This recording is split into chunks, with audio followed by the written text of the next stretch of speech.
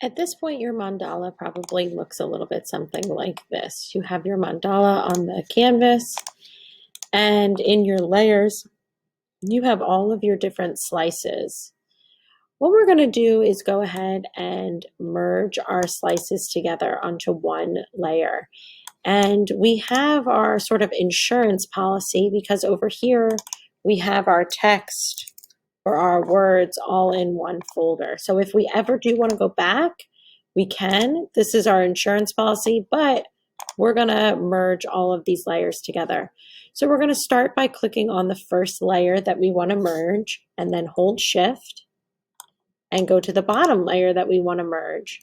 Now we're going to right click or use a 2-finger tap on a trackpad and go to merge layers. Nothing on the canvas is going to change, but we'll see that there's only one layer now here in the layers panel. We can also hide the template at this point. We no longer need the template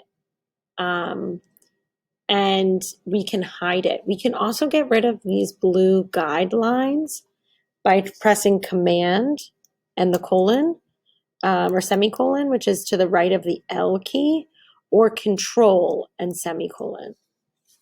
So here is our mandala. We want to add some color to it. We can easily change the color of the text by using the strategy of creating a clipping mask. So I'll do that by adding a layer on top of the mandala. So here's the new layer on top. I'll choose a color from my color picker, which is at the very bottom of my tools. And then I'll use the paint bucket tool.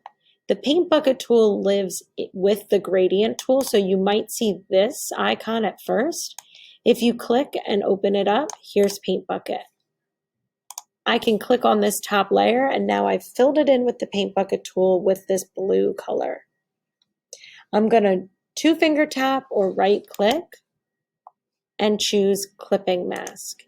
And now I've clipped this layer to the layer below. That's what that little arrow indicates. And it's only going to be where there are pixels. The only space where there are pixels are the words. So that is the clipping mask. I could also unlock the background at this point and choose a color for the background.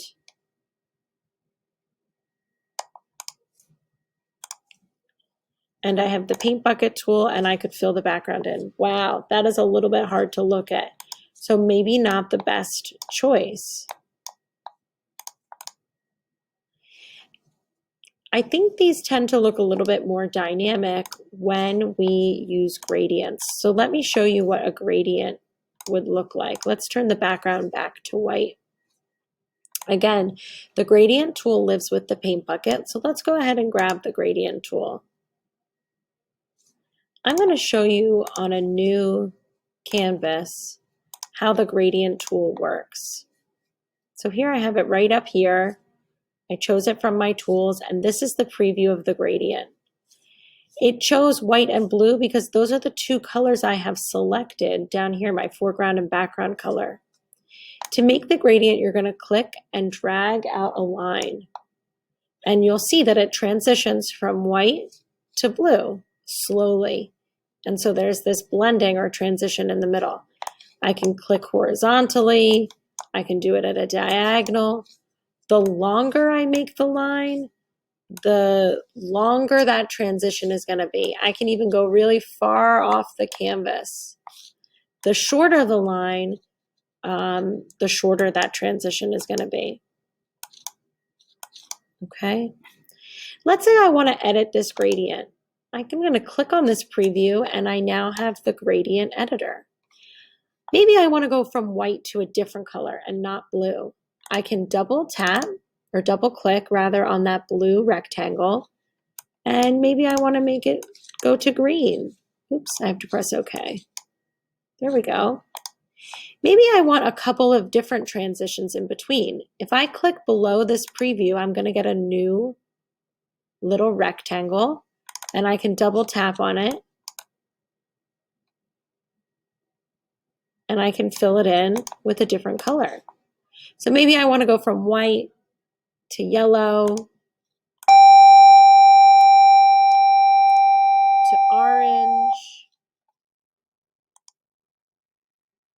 to a gold to green.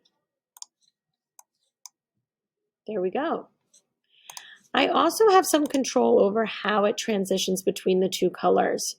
So if you see between these two rectangles, there's a little black rectangle.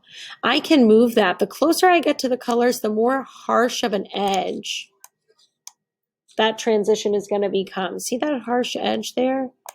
And the farther away between the two,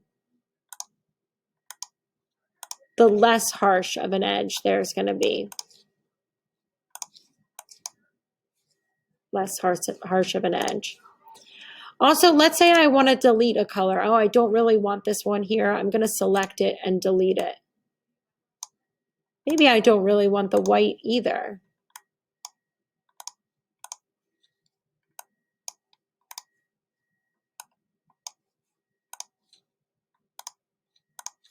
Maybe I want to change this one to yellow. So I have a lot of control over the gradient tool. Now let's hop back over to our mandala. If we go up to this layer again, I can click and drag, and there's my gradient on the mandala. But I've lost my radial symmetry, right? One side is different than the other. It's not the same radiating all the way around from the center. So I can change my gradient from linear to radial, and now click in the middle and drag out. There we go. There's that radial symmetry. I can play around with how far I make this line and how that affects my work. Okay. I could also use a preset gradient. There are some presets in here. Or I could start with a preset, but go in and maybe edit this preset slightly.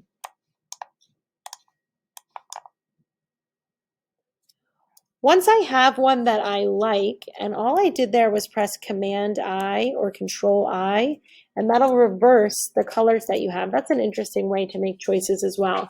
And you can see the gradient previewed right here. Once I have one that I like, I might also want to play around with the background and choose a color for the background. That looks super dynamic. And then I want to go ahead and save my work.